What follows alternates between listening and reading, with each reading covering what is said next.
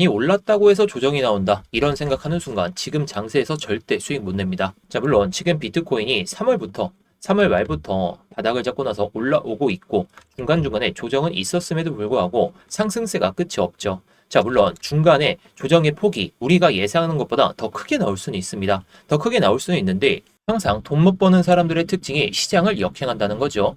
현재 흐름에서 시장을 역행하면 또다시 수익을 못 낼 거기 때문에 시장 흐름에만 맞춰서 대응하면 좋을 것 같아요. 자, 그렇다면 비트코인이 어디까지 올라가고 어디까지 빠졌다가 어떤 흐름을 보여주면서 갈지 이걸 오늘 영상에서 다 풀어드릴 건데 제가 예상하는 흐름은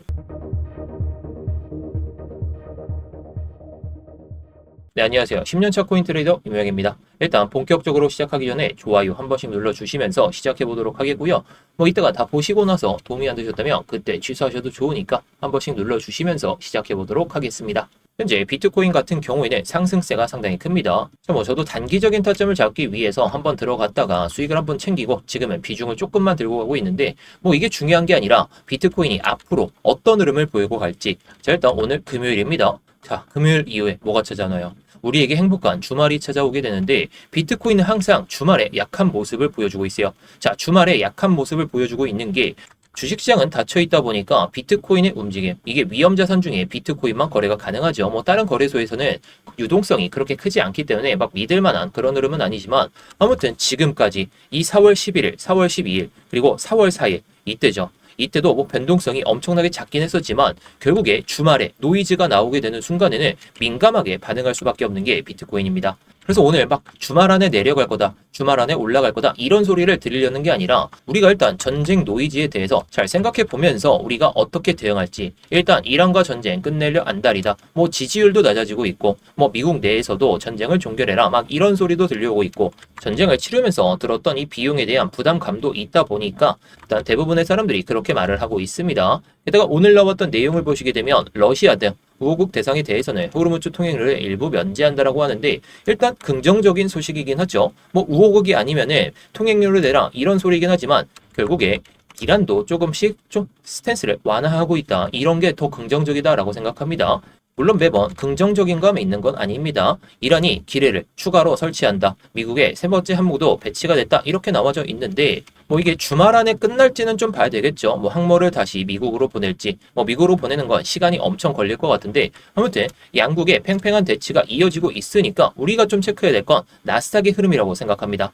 자, 나스닥의 흐름을 봤을 때 일단 제가 이 평행항 채널, 이 패러렐 채널을 제가 그어놨어요. 이게 해당 저점과 해당 저점을 딱 저점에 평행선으로 잡고 이 기준을 확장해가지고 이렇게 고점에다가 그은 선입니다. 자, 이번에 나스닥이 저점을 찍었던 구간이 해당 구간이죠. 자, 해당 구간입니다. 일단 해당 구간에서부터 비트코인도 저점을 잡고 끌어올렸는데 비트코인은 나스닥에 대비해서는 아직은 큰 상승을 못 보여주고 있는 상태. 이게 지금 상황의 팩트죠. 팩트이기도 하고 나스닥은 신고가를 뚫었습니다. 뭐 어떻게 보면 나스닥과 이 비트코인이 무조건 맞냐라고 했을 때 그건 아니지만 결국에 나스닥의 흐름과 비슷한 모습을 보여주고 가는 게 비트코인의 모습입니다. 자, 이 확장한 선들을 보시게 되면 나스닥이 언제 저점을 찍었나요? 2020년 저점을 찍었었고 그 다음에 2021년 고점을 찍었고 2022년 말에 또 저점을 찍고 나서 이런 모습을 보여주고 가는데 현재 상황을 봤을 때에는 이 라인대, 이 딱 보이시죠? 이 고점 라인대를 돌파한 다음에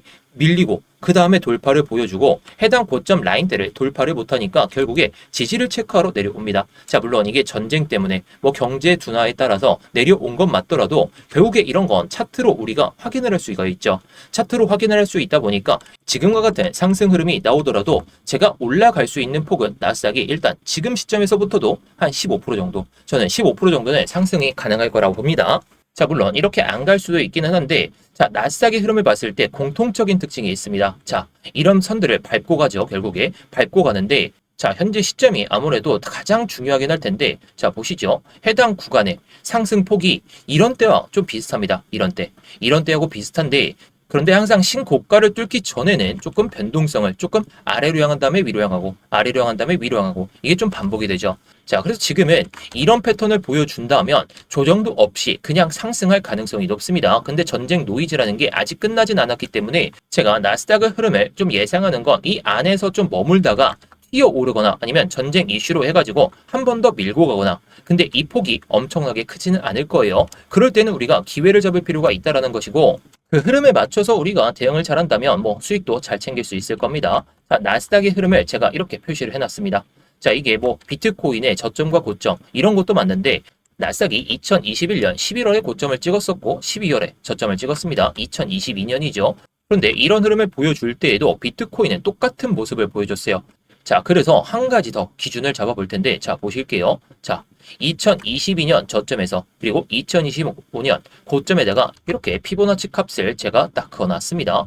자, 결국 보시게 되면 지금 아까 나스닥의 흐름을 봤을 때 해당 구간에서 비비면서 여기서 횡보를 보여주면서 갈 확률이 가장 높다라고 말씀을 드렸죠. 자, 그렇다는 것은 지금 시점에서 이 구간까지 제가 봤을 땐 이 382 구간 84K까지 일단 비트코인을 올릴 가능성이 높다라고 생각이 들어요. 이 구간까지 올리게 되면서 여기서 이렇게 비비기를 보여준 다음에 물량들을 한 차례 소화해 주면서 이렇게 올라갈 가능성이 가장 높다라고 생각합니다. 자, 그렇게 생각하는 이유 중에 하나는 이 절반 되돌린 구간. 제가 항상 여러분들께 강조드리죠. 이 중장기 추세에서 일단 이렇게 내려오더라도 절반 구간을 버티느냐 못 버티느냐에 따라서 시즌이 끝난다, 이게 파동이 끝났다, 이렇게 볼 수가 있는데, 일단 절반 되돌린 구간 이상으로 빠지긴 했지만 결국 회복세를 보여준 것도 팩트죠. 그래서 저는 이 구간에서 지금 이런 구간에서 못 잡았다면 일단 84K, 이 84K까지는 단기적인 수익을 챙기다가, 자, 이제 이런 구간이 보이실 것 같아요. 이런 구간들. 고점을 아무리 돌파를 보여줘도 한 차례 밟으면서 이렇게 밟으면서 올라가기 때문에 만약에 정말 이번 파동에서 84K 이상으로 올라가는 이런 양봉이 나오더라도 밑에서 기다리면 장기적인 타점 잡을 수가 있습니다. 장기적인 타점 잡을 수 있고, 만약에 84K를 돌파를 못한다면 이 밑에서는 그냥 잡아볼 수가 있겠죠. 자, 근데 이번에 나스닥의 상승세가 끊이지 않고 있고, 어떻게 보면 이란과의 전쟁이 빠르게 종식이 된다면 이런 선들을 그냥 무시한 채로 그냥 올라갈 수가 있다 보니까 이 전까지 이 84K를 뚫고 나서 밑으로 향하기 전까지는 일단 단기적인 수익을 챙길 필요가 있다 보니까 뭐 저도 매매를 통해 가지고 수익은 챙기고 있지만, 이런 단기적인 수익을 챙겨드리기 위해서 어제도 제가 스터디방에서 이렇게 여러분들께 말씀을 드렸습니다. 정확하게 보이시죠? 4월 23일 오후 9시 41분에. 자, 제가 이렇게 말씀을 드리면서 손절가, 익절가 뭐 이런 것들까지 다 말씀을 드리고 있어요. 자, 정말 중장기적인 포진을 잡으려면 많이 올라서 내려올 때 그때 잡아야 되는데, 지금은 조정의 폭이 그렇게 크지 않기 때문에 지금은 단기적인 매매에 집중하고 있습니다. 뭐 스윙 매매 같은 경우에도 제가 말씀드리는 타점에서 들어가서 정말 좋은 수익도 챙겨볼 수는 있겠지만, 이 전제 조건은 전쟁 노이즈가 끝났을 때입니다. 전쟁 노이즈가 뭐 여러 곳에서는 6월에 끝난다 막 이런 소리가 나오고 있는데, 그 전까지 비트코인이 오른다면 그 뒤에 빠졌을 때 들어가도 늦지가 않기 때문에 저는 일단 단기적으로 우리가 수익을 쌓아놓은 다음에 뭐 하루에 100불이라도 쌓아놓은 다음에 이 자금으로 해가지고 나중에 정말 큰 비중을 둔 다음에 정말 장기적으로 들고 갈, 이럴 생각으로 보시는 게 좋다라고 생각이 듭니다. 자, 그래서 저는 현물 기준으로는 지금 가격 밑에서 뭐 아니면 정말 84K 밑에서는 모아두셔도 된다라고 생각이 들어요. 이거는 뭐 100K까지 뭐 최소 전고점까지는 가지 않을까 이런 생각을 하고 있는데, 그 전까지는 변동성이 상당히 크죠. 오늘 같은 장세에서도 뭐 변동성이 계속해서 나오고 있는데, 굳이 지금 자리에서 무작정 들고 가기보단 수익을 낸 다음에 장기적인 포진을 들고 가는 게 좋지 않을까 이렇게 보고 있습니다. 자, 그래서 제가 이런 관점들을 스터디방에서 제가 뭐 영상에서 관점들을 다 말씀을 드리지만, 요즘에는 변동성이 상당히 크고 이렇게 실시간으로 변화하는 이런 거래량과 핸들들 이런 걸 보면서 대응을 해야 되는데 영상 하나로 부족하죠. 제가 그래서 관점들이나 아니면 타점들이 나왔을 때에는 이렇게 여러분들께 다 공유를 드리고 있습니다. 자, 뭐 저보다 수익을 잘 내고 계시거나 혼자서 타점을 잘 잡고 계신다 그러시면 그냥 넘기셔도 좋습니다. 근데 그게 아니시고 혼자서 수익을 내기가 어렵다 그러신 분들은 영상 설명란이나 고정 댓글에 있는 링크 클릭하셔서 입장하시면 되겠는데요.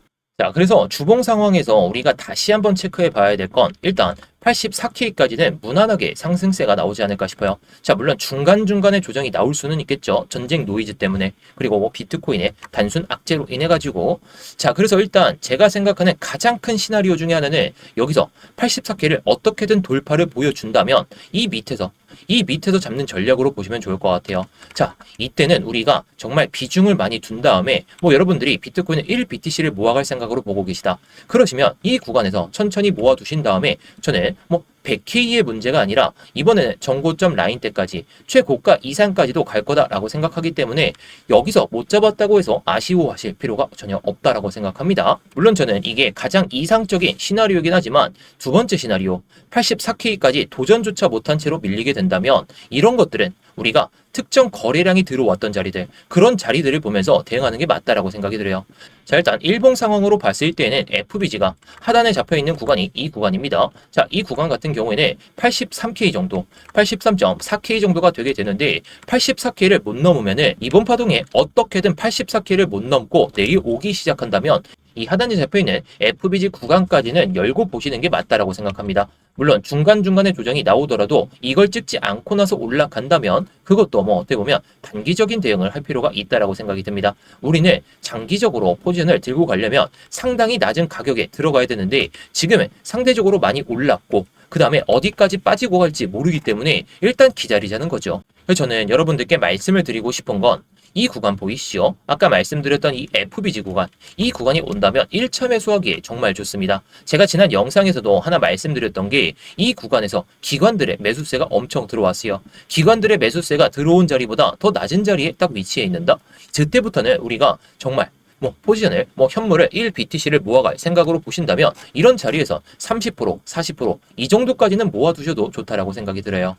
물론 하단에는 이제 지지 라인이 명확하지가 않기 때문에 2차 매수를 할 거라면 68K 이 정도까지 보셔야 되는데 이 정도까지 내려올 상황은 아니라고 생각됩니다. 나스닥도 저점을 딱 찍고 나서 무차별적인 상승을 보여주고 있는데 같은 위험 자산이 빠질 거냐? 이랬을 때 저는 아니라고 생각하는 거죠. 자, 그래서 이런 것들이 막 중요하냐, 안 중요하냐, 이런 걸 말씀을 드리려는 게 아니라 결국에 우리는 수익을 챙기려면 일단 밑에서 정말 초장기적인 포지션을 못 잡았다면 올라가기 전까지는 단기적인 수익 한번 내고 그 다음에 내려올 때 그때는 타점을 잡아가지고 그리고 해칭도 할 수가 있잖아요. 많이 올라왔다라고 생각하면 그때부터는 숏치고 그 다음에 밑에서는 롱 잡고 또는 현물을 잡고 그렇게만 대응하면 이번 장세에서도 이런 저점에서 못 잡았다고 해서 정말 좋은 수익을 챙길 수 있을 거다. 저는 이렇게 자신 있게 말씀을 드릴 수가 있을 것 같습니다. 자, 그래도 여러분들께 중요한 건 장기적인 수익이 됐든 단기적인 수익이 됐든 손실이 아닌 수익이 나는 자리입니다. 저도 그렇게 생각해요. 왜냐? 우리는 변동성이 큰 장세에서 지금 머물러 있기 때문에 이 변동성에서도 수익을 내려면 결국에 좀 명확한 자리들, 최저점에서 못 잡더라도 결국에 수익 날 수 있는 자리들, 제가 구독자분들께 말씀드렸던 자리가 해당 구간입니다. 정확하게 보이시죠? 77.1K, 물론 76.6K까지 안 와가지고 수익금이 엄청나게 컸던 건 아니지만 결국에 저는 수익이라는 결과치로 여러분들께 말씀을 드리고 있다는 거. 자, 수익 냈다고 자랑하려는 게 아니라 앞으로도 이런 변동성이 터지게 되면서 수익 낼 자리가 뻔하기 때문에 이런 뻔한 자리들에서 놓치게 되면 여러분들만 손해입니다. 저도 놓치는 게 많기는 하지만 결국에 확률이 높은 자리에서만 여러분들께 말씀을 드리고 있고 저 또한 그런 자리에서만 매매를 하고 있다는 거, 이게 아무래도 중요하겠죠. 자, 그래서 아까도 말씀을 드렸듯이 이 방 같은 경우엔 돈 내고 들어오셔라, 돈 들고 들어오셔라 이런 거 일절 없고 그냥 무료입니다. 무료니까 관점만 받아보실 분들도 그냥 오셔가지고 구경만 하셔도 좋은 거고요. 그래서 이 스터디방 입장하고 싶으신 분들은 영상 설명란이나 고정 댓글에 있는 링크 클릭하셔서 입장하시면 되겠는데요. 자, 이 링크를 클릭하시게 되면 이 폼이 먼저 보이실 겁니다. 핸드폰으로 보내주신 분들은 바로 문자 보내는 화면으로 넘어가실 텐데요. 거기서 전송 버튼만 눌러주시면 되는 거고요. 컴퓨터로 보시는 분들은 자, 여기 보이듯이 이무역 전문가 나와 있는지 확인하시고 그 다음에 이렇게 실시간 관점 스터디 무료 신청 이렇게 누르신 다음에 스터디방 입장하실 이렇게 전화번호를 남겨주시고 나서 밑에 있는 제출 버튼 이렇게 순서대로 진행하시면 됩니다. 자, 다시 한번 말씀드리지만 모두 무료입니다. 그냥 편하게 들어오신 다음에 마음에 안 드시면 그냥 나가셔도 좋고 정말 타점이 괜찮다 싶으시면 따라오셔도 좋은 거고요. 자, 구경하면서 시황 브리핑이나 타점 브리핑, 차트 교육이나 이런 것들도 다 보셔도 좋은 거니까 여러분들이 편하신 대로 원하시는 대로만 잘 얻어가시면 좋을 것 같습니다.